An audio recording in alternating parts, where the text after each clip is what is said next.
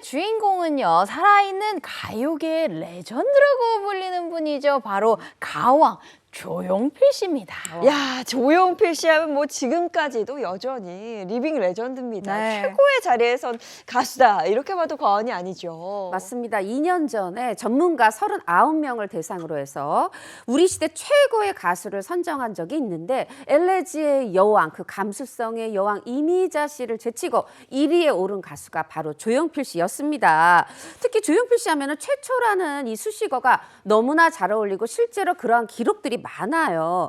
국내 최초의 단일 앨범 밀리언셀러 달성, 일본에서 주는 골든 디스크상 한국인 최초 수상, 잠실 주경기장 콘서트 최초 전석 매진, 국내 최초 교과서에 자신의 노래가 실린 그런 대중가요를 보유한 가수, 수많은 최초 기록을 보유한 그야말로 대한민국 가요계의 살아있는 전설, 가수이자 뮤지션, 싱어송라이터죠. 얼마 전에도 큰 콘서트 하지 않았습니까? 네, 지난 토요일이었습니다. 서울 고척 스카이돔에서요. 조용필 씨가 전속 무료 공연을 열었습니다. 예매 시작과 동시에 3분 만에 이 전석 매진 소식이 들려오기도 했는데 18,000여 관객을 동원해서 여전히 뜨거운 인기를 증명을 했죠. 네, 그렇다면 살아있는 전설 조용필 씨의 인생을 찬찬히 살펴보도록 하겠습니다. 우선 어린 시절은 어떤 모습이었을지 궁금한데요. 거의 정말 위인전 써야 되는 분위기입니다. 조용필 씨를 보면 어딘가 귀티가 흐르지 않나요? 이유가 있더라고요. 고향이 경기도 화성인데 여기서 어떤 집에서 태어났느냐. 이 화성에서요, 염전업하고 과수원하고 큰 정미소를 하는 이런 하나만 해도 부잣집인데 이런 부잣집에 큰 부잣집에 7남매의 막내로 태어났어요. 이렇게 조용필 씨가 이런 아주 부잣집 막내 도련님이 하나 푹 빠지게 된 일이 있었는데 그게 바로 음악입니다. 요게 왜 제가 위인전이라고 했냐면 5살, 6살 때 이 우연히 들은 하모니카 소리에 그만 가슴이 울렁거려서 아버지한테 초르고 졸라서 하모니카를 손에 넣었습니다. 그리고 나서 푸른 하늘 은하수 요 동요 반달을 어머 세상에 언제 배웠다고 요거를 또 이 하모니카로 부르면서 어린 시절을 보냈고요. 그렇게 보내다가 때는 또 한 번 중학교 때 또 이제 오게 되는데 서울에서 유학하던 중에 여름방학 때 잠시 시골에 내려갔습니다. 그 고향에 들어갔는데 거기서 기타 소리를 하모니카에 이어서 이번에 기타 소리를 듣게 되는데 7남매였다 그래서 형이 통기타를 치고 있었대요. 근데 그거에 또 빠져서 이 조용필 씨가 다시 한번 기타를 치게 되면서 또 음악에 빠져들었다고 하네요. 옛날하고 지금하고 똑같네요. 알죠. 네, 이 시절의 조용필 씨의 모습 너무 궁금하실 것 같아서 사진을 한 장 준비해 봤는데요. 앞서 보신 사진보다 더 개구쟁이입니다. 화면으로 함께 만나보시죠. 어디예요? 저기 표시 어. 왼쪽에서 위에서 이 두 번째, 세 번째에 계신 분인데요. 바로 이 조용필 씨와 중학교 동창인 배우 안성기 씨가 있습니다. 안성기 씨도의 모습도 보이죠. 안성기 씨 말에 따르면요. 조용필 씨가 나중에 음악을 할 거라고는 정말 상상도 하지 못했었다고 해요. 당시 조용필 씨가 그냥 조용한 모범생 그 자체였다라고 하는데요. 하지만 키는 그때와 똑같다라면서 찐친다운 디스를 보여주기도 했습니다. 네, 조용필 씨하고 안성기 씨하고 중학교 동창이에요. 그때부터 인연이 있었네요. 네. 근데 이 조용하던 조용필 씨가 어떻게 또 가수가 됐을까요? 얌전한 고양이가 부뚜막에 먼저 올라간다 이런 말이 있죠. 조용필 씨 경우가 뭐 그렇다 이렇게 얘기를 하는데 일단 고등학교 때입니다. 이 막내 아들이 귀한 막내 아들이 그냥 가만히만 있어도 됐는데 음악에 빠져서 그냥 기타 치고 이러니까 아버님께서 화가 나셔서 기타를 여러 대 부쉈다고 해요. 그럼 이제 보통 여기서 조금 사그라들만도 한데 우리 조용필 씨 여기에서 반항해서 집을 나간 겁니다. 그때 이제 친구 집도 이렇게 전전하면서 살았다. 그때 이제 기타 많이 쳤다 이런 얘기 제가 들었는데 이렇게 음악에 대해서 확고한 뜻을 가졌던 조용필 씨 결국 1968년 밴드를 결성하고 기타리스트로서 미8군 이 무대에 서게 되는 거예요. 정말 이거 다 사전 테스트해서 합격해야 오를 수 있는 무대잖아요. 이렇게 미8군 무대를 중심으로 활동을 이어가다가 그런데 사실 이제 내 노래는 없고 해외 유명한 팝들 하고 이러다 보니까 레퍼토리가 없다 이러면서 쫓겨나는 그런 서름도 겪었던 가수입니다. 그러니까 처음에는 기타리스트로 무대에 선 건데 그때는 그럼 노래는 안 하셨던 거예요? 조용필 씨는 미팔군 무대에 한 사건을 계기로 이 무대에 서게 됐는데요. 당시 이 밴드 보컬이 군에 입대하는 바람에 이 조용필 씨가 노래를 좀 부르게 되는 이 일이 있었다고 해요. 한 미군 병사가 내가 생일인데 내일 생일에 내가 좀 노래를 듣고 싶다라고 얘기를 하면서 이 노래 불러주면 내가 맥주 한 잔 사겠다라고 얘기를 한 거예요. 조용필 씨 그날로 바로 막 연습을 막 너무너무 열심히 했다고 합니다.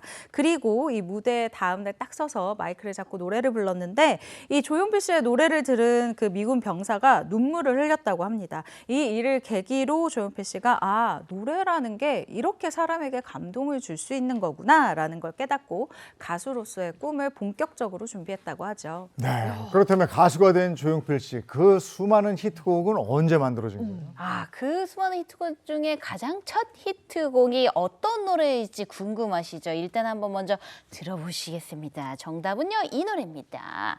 자, 1999년에 나온 기사인데요. 20세기 최고가요, 돌아와요 부산항해. 조용필과 그의 히트곡 돌아와요 부산항해가 한국인이 뽑은 20세기 최고의 가수와 가요에 선정되었다. 자, 20세기 최고의 가수와 노래로 뽑힌 이 부산을 상징하는 노래이자 프로야구팀 자이언츠의 대표 응원가죠. 바로 돌아와요 부산항해였습니다. 네, 이게 조용필 씨의 첫 히트곡이었군요. 근데 무명이었단 말이죠. 근데 조용필 씨가 어떻게 이 노래를 부르게 된 건지. 이것도 대타 투입이라고 해야 될까요? 원래요, 이 돌아와요 부산항해가 조용필 씨 노래가 아니었습니다. 1970년에 김혜일이라는 가수가 김혜일이라는 가수가 돌아와요 충무항해라는 이 노래를 발표를 했는데 원곡 가수가 사고로 세상을 떠나서 이 노래가 빛을 보지 못했어요. 그때 1972년에 조용필 씨가 돌아와요 부산항해라는 이 노래로 바꿔서 발표를 하게 되는데 이때만 해도 발표하자마자 히트는 아니었어요. 그런데 이 노래가 국민가요가 될 수 있게 하는 그런 사건, 정말 대단한 명장면이 이 한국의 부산에서 펼쳐지는데 때는 1975년 9월 15일이었습니다. 이때요, 우리 옛날에는 뭐 이렇게 조청녀 이렇게 좀 잘못 부르기도 했던 우리 제1동포 1세대 700여 명의 분들이 이 배를 타고 부산에 이 정말 해방 이후에 고국을 찾아서 딱 오면서 이산가족과 상봉해서 정말 눈물바다가 되는 그런 사건이 있었고 이게 국내뿐 아니라 해외에서도 큰 반향을 일으켰거든요. 그런데 요거에 딱 맞춰서 조용필 씨가 1년 뒤에 76년도에 요거 개사를 하고 노래도 뭔가 경쾌한 풍으로 바꿨는데 이게 이제 히트를 친 거예요. 노래 개사 어떻게 했느냐. 원래는 이게 떠나가는 님을 그리워하는 노래였거든요. 그래서 그런데 요게 이제 님 떠난 부산항을 형제 떠난 부산항으로 하고 그리운 내니 말을 그리운 내 형제여. 와, 요렇게 딱 동포에 넘치는 이 노래로 딱 탈바꿈한달까요? 그러면서 그분들의 마음뿐 아니라 우리 온 국민의 마음을 절절하게, 왜냐하면 이제 이산 가족이 꼭 일본에 계시지 않아도 북한에 있는 분도 있고 많았기 때문에 굉장히 이게 정말 전 국민의 사랑을 받는 국민가요가 됐습니다. 야, 시기가 또 딱 들어맞았네요. 네. 이건 정말 술 한 잔 걸치면 늘 흥얼거리던 노래였고 인기가 어마어마했죠. 네, 당시 음악 다방 그리고 대학 주점에서 항상 이 노래가 흘러나왔다라고 추억하시는 분들 정말 많으실 것 같은데요. 게다가 각 방송사의 가요 차트 그리고 신청곡 획수에서도 이 1위를 계속해서 차지를 했다고 합니다. 1977년 말에 추산한 이 음반 판매량이요, 이미자 씨의 동백 아가씨를 뛰어넘은 이 40만 장이라고 하는데 사실 지금 가요계 상황에서도 40만 장이라고 하면 와 진짜 대단하다 소리를 듣는데요. 이때 상황을 설명해 드리자면 1만 장을 넘기는 이 앨범이 당시에는 연간 10장도 되지 않았다고 해요. 그런데 40만이면 정말 엄청난 숫자죠. 네.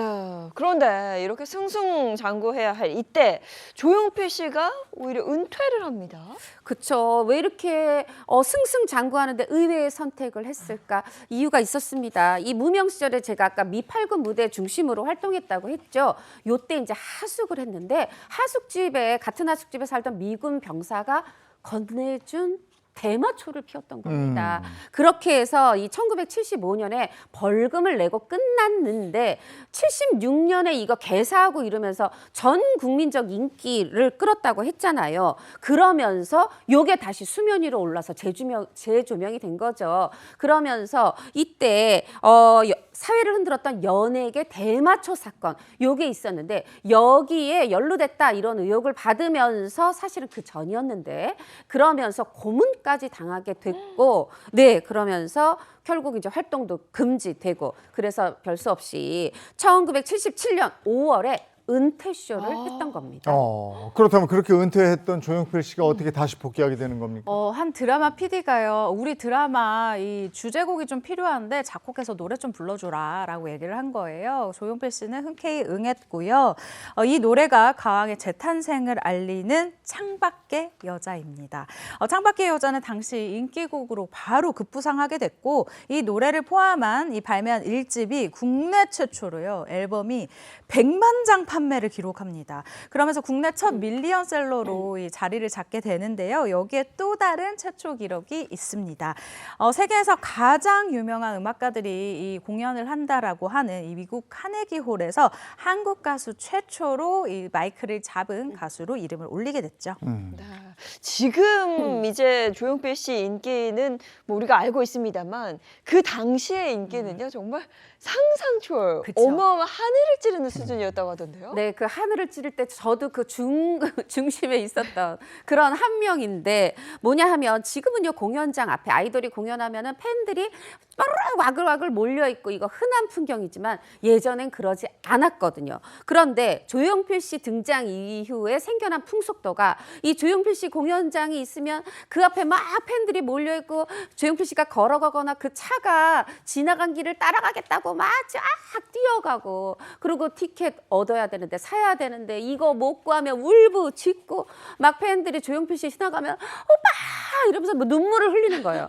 그래서 이걸 이제 오빠 부대다. 언론이 오빠 부대라는 이름을 짓게 됐는데 사실 이 오빠 부대의 응원에 힘입어 또 전 국민이 사랑하고 하다 보니까 뭐 유행가가 전부 다 유행곡이 됐어요. 뭐냐 단발머리, 못 찾겠다 깨꼬리, 여행을 떠나요, 킬리만자로의 포범, 야. 서울 꿈 이거 말고도 많아. 들으면 다 아는 이렇게 수많은 히트곡을 탄생시켰고 역대 가요 대상에서 총 12회를 수상하는 대기록을 또 세우게 되죠.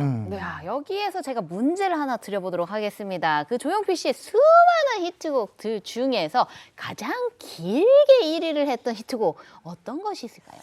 그거 아니에요? 그 돌아와요 부산항에. 아닙니다. 아니에요? 아니, 여행을 떠나요. 정답은요 네? 바로 엄마야 아, 나도 왜 고추잠자리 아프구만. 그렇죠, 맞습니다. 바로 1981년에 발표한 고추 잠자리라는 노래인데요. 바로 라디오 차트에서요 무려 24주나 1위를 했다고 합니다. 24주면요 장작 6개월 동안 1위를 한 건데요. 정말 용필 오빠 멋있어 오빠. 심지어 이 고추 잠자리 다음에 나온 노래 못 찾겠다 깨꼬리 이 노래 역시도 너무 장기간 1위를 하니까 음악 방송에서 아예 룰을 바꿔버려. 이러다가 1년 내내 조용필이 1위 하겠다라는 이런 생각을 했었던 거죠. 그래서 이 음악 방송에서요 10주 연속 1위를 하면은 이 아주 명예롭게 상을 줘서 이 순위에서는 일단 내려가라라고 얘기를 하는 이 골든컵 제도가 생겼어요. 이야. 엄청난 이 인기였다는 거죠. 그때 오빠 부대였던 분들이 우리 연배인가 아니면 우리보다 위쪽인가 어떻게 되나? 제 연배도 있고 저보다 좀 위도 있고 뭐 그런데요. 저도 정말 초등학교, 중학교, 고등학교 내내 왜냐하면 이게 한두 해의 인기를 끈 분이 아니라 저의 초중고 인생을 함께한 그런 가수인데 사실 아까 그 최 기자 얘기한 또 골든컵이 나중에 5주로도 더 줄고 그랬어요. 근데 이게 저도 이제 아직도 기억나는 게 오빠 부대가 뭐 어디 가도 울지만 특히 이 오빠 부대를 자지러지게 하는 마법의 4글자가 있었어요. 뭐예요? 노래 어디서든 기도하는 그냥 노래 가사처럼 이게 노래 비련이었죠. 기도하면 그럼 이제 조용히 해야 돼. 맞아요. 기도하는. 네, 그래서 마치 또 이 후세대들은 노래 비련의 애초 가사인 줄 알아요. 기도하는 하면 저희가 소리 질렀던 겁니다. 저희가. 네. 아, 뭐 워낙 명곡이 많아서 어떤 곡 제일 좋아하셨어요? 저는 여행을 떠나죠. 푸른 언덕에 기타치면서 배낭을 메고. 너무 좋고 저는 그거 바운스 바운스. 여기. 최근에 가장 최근에 나왔던 네, 너무 좋아했어요. 노래방 같은 거 이제 가면은 이제 선배들이랑 가면 항상 하는 거 있었어요.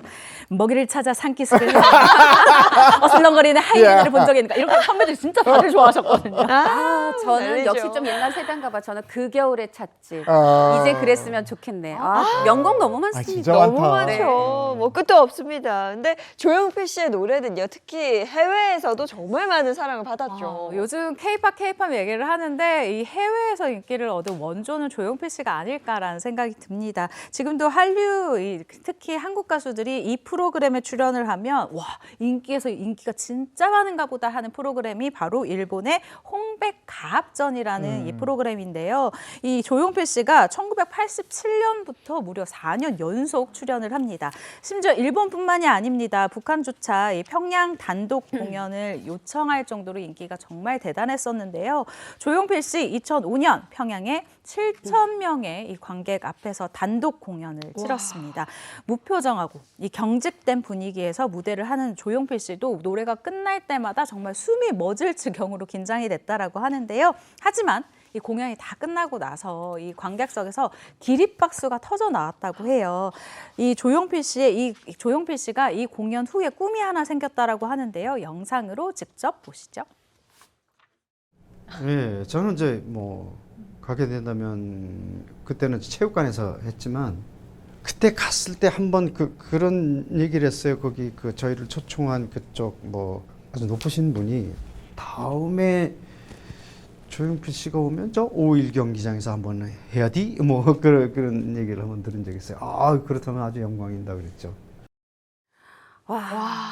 그 5.1 경기장에서 했으면 거기가 15만 석이니까 정말 대단한 공연이 됐을 텐데 5.1 공연장에서 못했어도 경기장에서 못했어도 조용필 씨 꿈을 이뤘습니다. 그 뒤에 13년 뒤에 2018년도에 이 남북평화협력기원 공연차 평양에 다시 가게 됩니다. 당시 조용필 씨가 몸 상태 좋지 않아서 이제 5.1 경기장에서 노래하고 싶다. 또 하나는 옥류관에서 냉면 먹고 싶다 했는데 이 냉면은 못했지만 다시 한번 북한 한복판에서 공연을 하면서 명실공히 여전한 그 최고의 가왕이라는 그것을 증명했죠.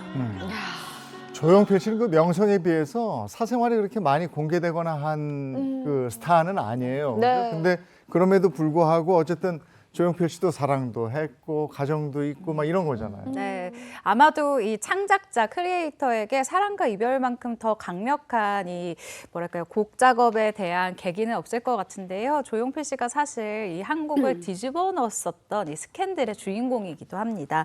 1984년입니다. 조용필 씨가 당시 삼성 국회의원의 딸인 무용 교사와 경기도의 봉선사에서 물 한 그릇 떠놓고 10여 명의 지인만 불러서 극비 결혼식을 감행한 것으로 유명한데요. 심지어 결혼식을 치른 절로 이동하기 직전에 결혼식을 치른다라고 깜짝 발표를 하기도 했습니다. 당시 아내조차 자신의 결혼식을 몰랐다라는 이런 이야기까지 전해 내려오고 있는데 하지만 이렇게 깜짝 결혼을 했었던 조용필 씨. 결혼 4년 만에 이혼을 발표하면서 다시 한번 세간의 화제에 오르게 되는데요. 당시 이혼을 발표하면서 조용필 씨가 했었던 이야기가 기억에 남습니다. 모든 것은 나의 잘못이다라고 이야기를 하는 모습이었죠. 이후 이제 조용필 씨가 미국 공연에서 만난 아내와 1994년 재혼하게 되죠. 근데 너무 사랑해서였을까요? 결혼한 지 10년도 되지 않아서 아내가 세상을 떠납니다. 그래서 노래 진을 발표했는데 여기 보면 가슴 깊이 저리는 밤 눈을 감네. 왜 눈을 감냐면요. 그대 모습 더 가까이 보기 위해. 정말 이 노래 꼭 들어보시길 추천드리고 조용필 씨는 아내를 더 오래 기억하고 싶어서 아내가 남긴 유산 24억 아내처럼 심장병을 앓는 아이들을 위해서 써달라 전에 기부했고 여전히 산소 계속 찾아가신다고 들었습니다. 네, 아내의 죽음 이후에 조용필 씨의 음악 인생에는 어떤 변화가 있었을까요? 네, 조용필 씨는 이 10년 동안 새 앨범 발매를 하지 않았습니다. 하지만 2013년이죠. 정말 긴 공백을 깨고 가요계에 돌아오게 되는데 그 노래를 많은 분들이 아십니다. 우리 A&MC도 얘기한 바운스인데요. 이 당시 바운스가 발표되자마자 MZ세대들도 바로 반응을 했어요. 실시간 음원 차트 1위, 음악방송에서도 1위를 차지하면서 70년대, 80년대, 90년대, 2010년대까지 차트 1위를 차지하는 정말 전무후무한 기록을 가진 가왕으로 우뚝 서게 됩니다. 70대의 나이에도 불구하고 현재 진행형인 가수인 거잖아요. 맞습니다. 그런데 안타깝게도 지난해 20집을 마지막으로 더 이상 앨범은 내지 않겠다 이렇게 발표를 하셨는데 자신의 인생을 도전이었다. 근데 이루지 못한 게 있어서 아쉽다라고 본인은 얘기하시지만 우리는 정말 앨범마다 장르를 바꿔가면서 이 20개 앨범 정말 100년, 1000년 들어도 좋은 앨범을 남겼다 이렇게 말씀드리고 싶고요. 영원히 우리 곁에 가왕으로 남아주시고 노래 부를 수 있을 때까지 무대에서 노래 불러주세요. 네, 조용필 씨의 인생극장이었습니다.